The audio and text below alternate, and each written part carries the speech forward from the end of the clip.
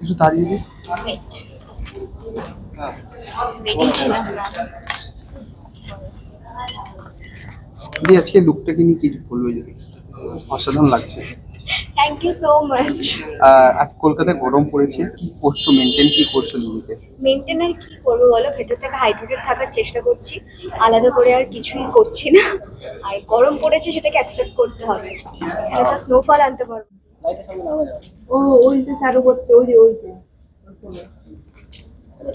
একটা এদিকে দিদি, দিদি করে দিই। মিডিয়ে